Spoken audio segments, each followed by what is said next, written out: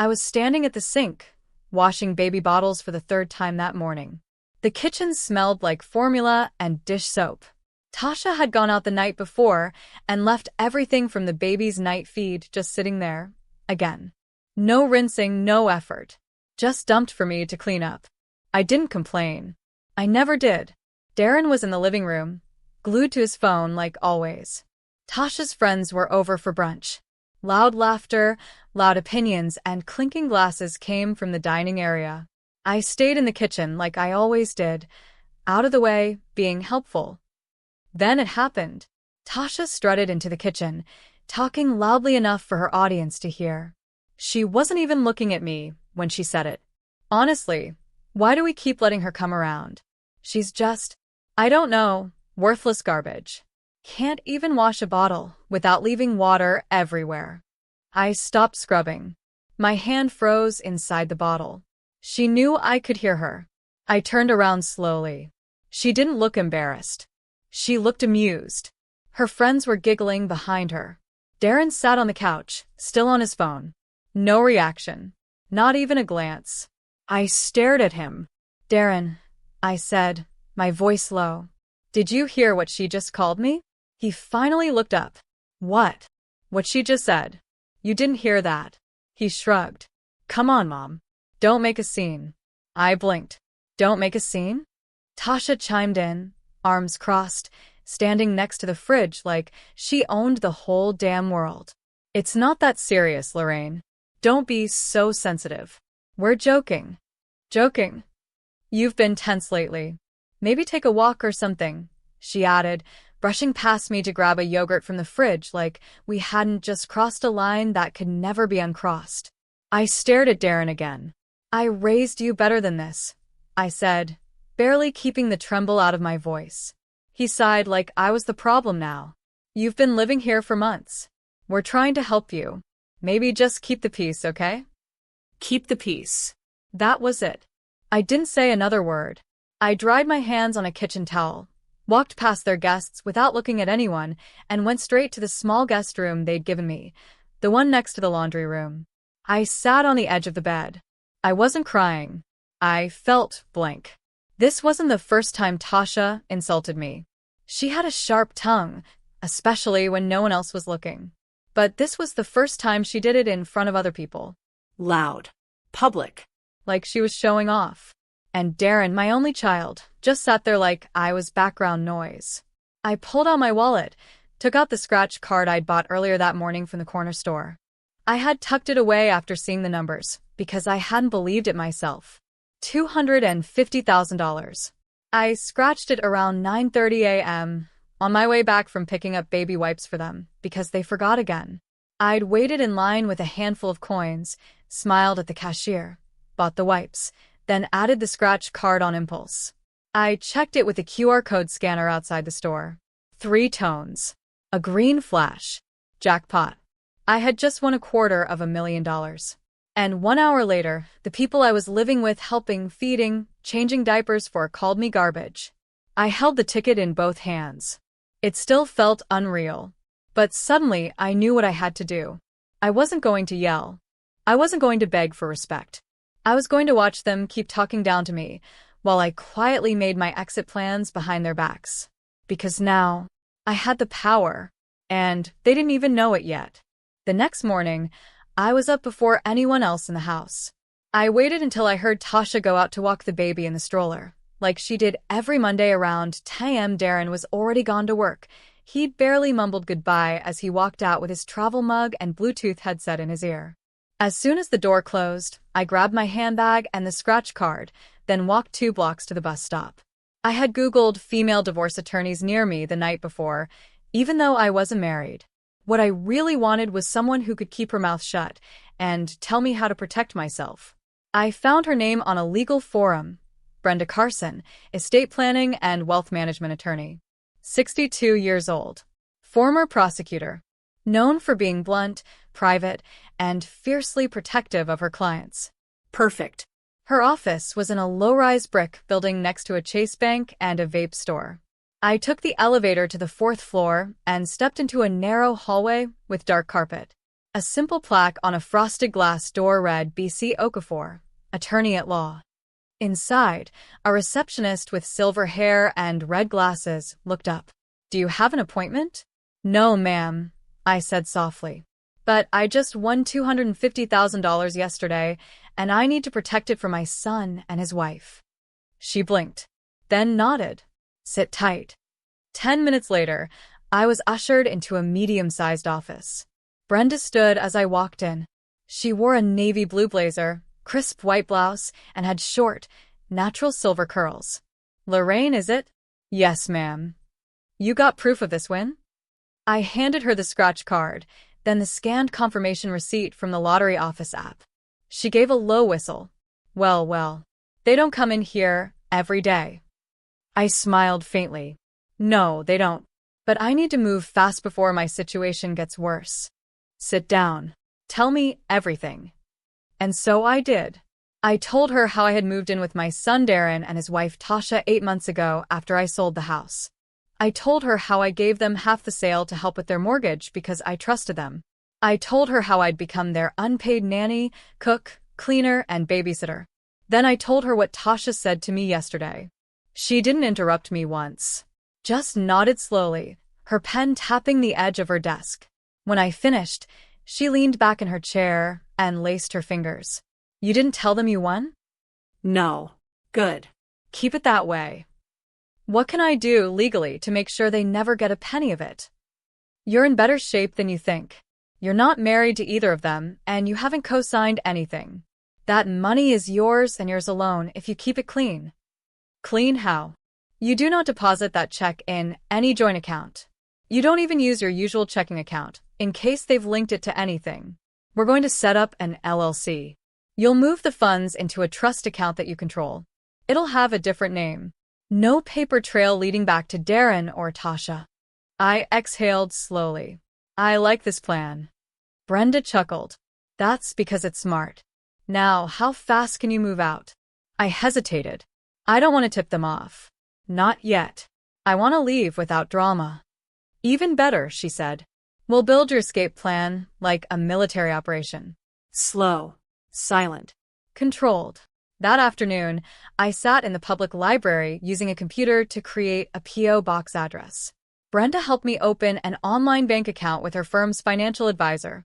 She filed the paperwork for an LLC called Sunlight Haven Services LLC, named after the street I grew up on in Ohio. The name on the LLC wasn't mine. It was a corporate entity she created that I legally owned. It was smart, invisible, bulletproof. By the time I got back to the house, it was almost dinner.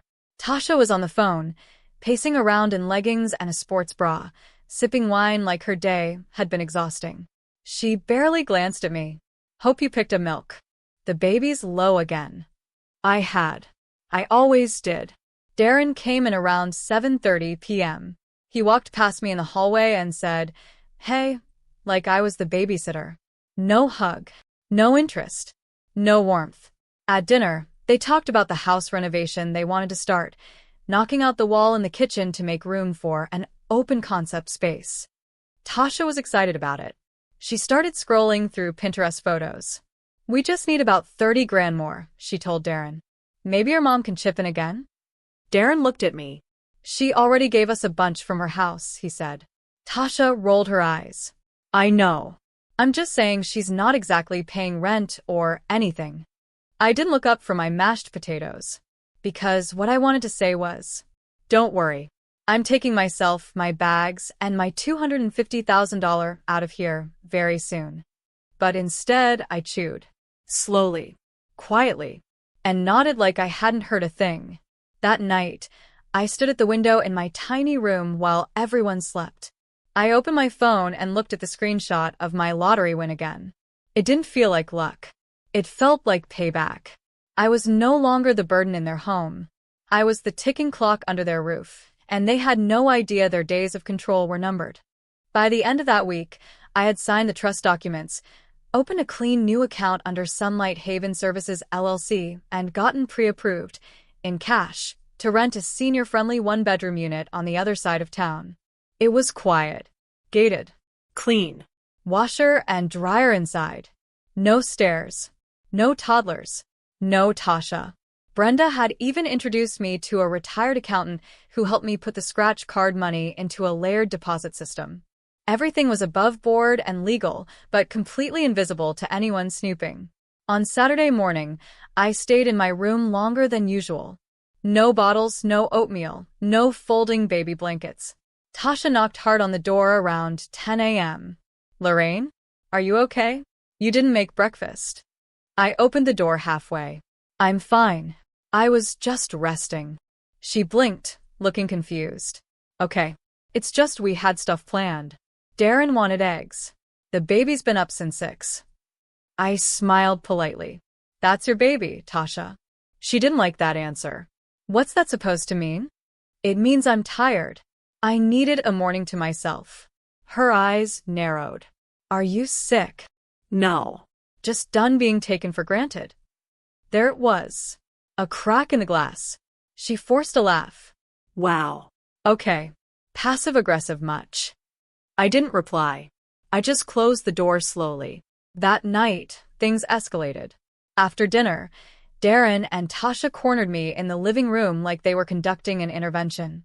I was on the recliner, watching an old crime show when they walked in and muted the TV without asking. We need to talk, Tasha said, arms crossed. I leaned back. Talk about what? Darren rubbed the back of his neck like he didn't want to be there. Tasha did all the talking. You've been different this week. Distant. Secretive. You've been going out a lot. I didn't realize I had to report my outings. You don't, she snapped. But this is our home. And you live here. For free. You could at least communicate. I tilted my head.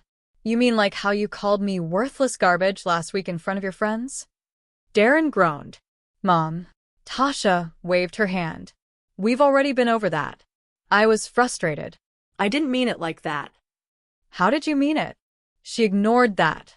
What we're saying, Darren interrupted, is you're acting weird. Like you're hiding something. I stared at him for a long second. Why would I be hiding something? I don't know, he said, avoiding eye contact. You're just not acting like yourself. You mean I'm not doing the laundry, the cooking, the diapers, and the dishes like a maid you didn't have to pay? Tasha's mouth dropped open. That's not fair. It's exactly fair, I said, calm and steady. You both have jobs, I know. But I was doing everything else. Not because I had to. Because I loved you. But then you insulted me. In public. And I pointed at Darren, just sat there. Darren finally raised his voice. What do you want from me, Mom? You've been living here for months. You don't pay rent. We feed you, keep the lights on. I gave you half the sale of my house, Darren. I snapped. Did you forget that? Or are you just pretending it never happened? Silence. Tasha scoffed. You didn't give it. You contributed. That's different. We're a family. Oh, now it's about family? You're twisting everything, Darren said. We're just trying to figure out why you've been sneaking around. I stood up. I'm not sneaking. I'm setting boundaries. Something this house clearly doesn't have. Tasha shook her head. Look, if you're planning to leave, just say it. You don't have to play this passive-aggressive game. I never said I was leaving. Well, are you? I smiled. You'll find out soon enough. That night, I got a text from Brenda. Lease is ready. Keys can be picked up Monday morning. Want me to schedule movers? I stared at it for a long moment, then replied, No movers. I'll pack quietly and leave before sunrise. I want them to wake up and feel the absence. The next 2 days were tense. Tasha was overly polite. Darren barely spoke. I kept cleaning up after myself only, cooked just enough for one person, and stopped responding to their hints. On Sunday night, as I folded a single sweater into my suitcase, I heard them arguing upstairs. She's up to something, Darren. She's never this quiet. I don't know what you want me to do. Figure it out. She's probably going to pull something crazy. What could she possibly pull? She's broke, remember? I zipped my suitcase shut and laughed to myself. It was still dark when I rolled my small suitcase into the hallway. 3:45 a.m. The house was quiet.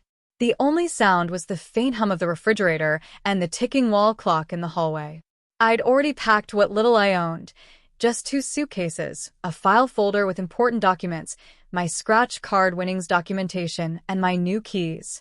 I left the towels folded on my cot, wiped down the dresser, and double-checked that nothing personal was left behind.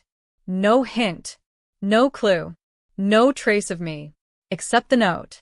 I placed it carefully in the center of the kitchen table under a glass paperweight that said "Family is forever," a wedding favor from Darren and Tasha's reception. The irony wasn't lost on me. Then I walked out the front door for the last time. By 6:30 a.m., I was sipping coffee in my new apartment, a clean one-bedroom on the second floor of a quiet gated complex. White walls, hardwood floors, a balcony that faced the woods. Peace. The leasing agent, Dana, had even left a basket of fruit and snacks in the kitchen with a welcome card. I breathed deeply and looked around. No yelling. No passive-aggressive remarks. No bottles waiting for me in the sink. Just silence. Just me. I unpacked slowly, setting my few keepsakes on the shelf. A photo of Darren when he was 5, one of me and my late husband on a fishing trip, and a ceramic angel I'd had since 1992. That was all I brought with me from the life I was leaving behind. It wasn't until 9:22 a.m. that Tasha noticed I was gone. She walked into the kitchen in her silk robe, holding the baby in one arm, and called down the hallway. "Lorraine? Can you warm his bottle, please?" Silence. She tried again. Still nothing. She walked toward the guest room. The door was wide open. The bed made. The closet empty. Tasha's voice changed. "Darren?" Darren stumbled downstairs in a hoodie, rubbing his eyes. "What?" "She's gone." "What do you mean gone?" "I mean she's not here. Her stuff is gone. Her bed's empty." They rushed into the kitchen. And there it was. The note. Tasha picked it up and started reading, her lips moving slowly. "Dear Darren and Tasha, I want to thank you both for the last 8 months. I learned a lot during my time here, especially about who people really are when they think they're in control. You didn't need me. You just needed someone to absorb the stress, cook your meals, and clean up your messes. And I played along until you decided to humiliate me in front of guests and pretend it was a joke. Darren, I raised you better than this.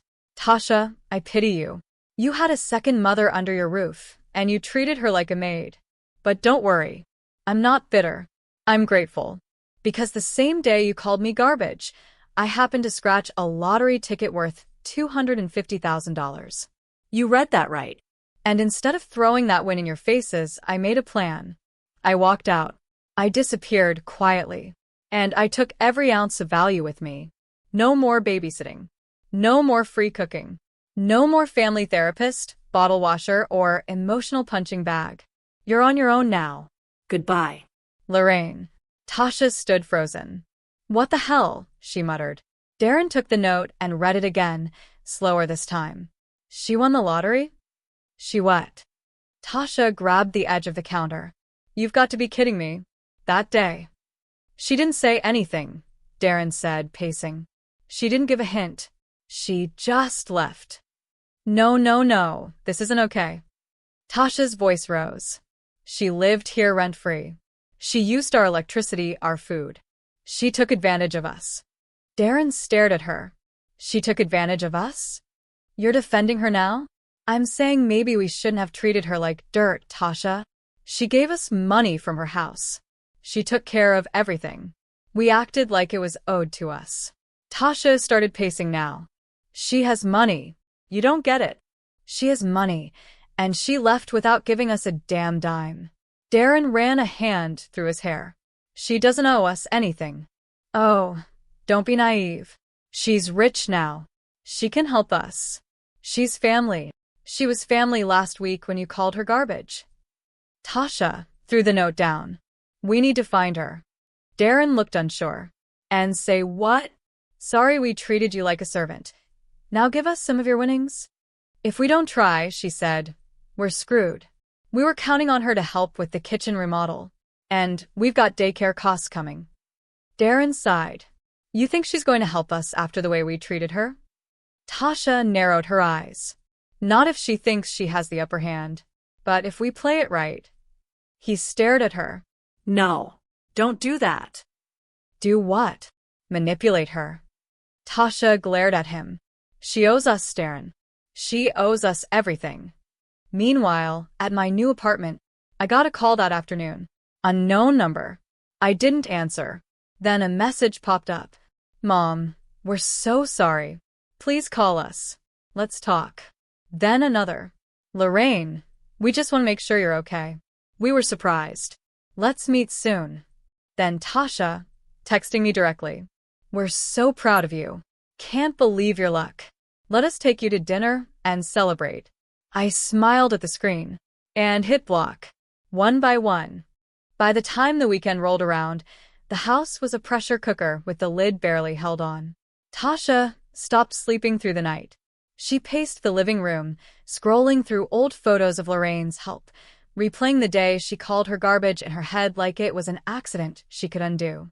Darren, meanwhile, was pulled in two directions, part of him still feeling the obligation of a son, the other part defensive, trying not to admit they'd been wrong. They talked in whispers in the hallway, then louder when they thought no one was listening. We can't just let her disappear like that, Tasha said, pacing. She has money. She owes us. She was living here. She could have helped with the renovation.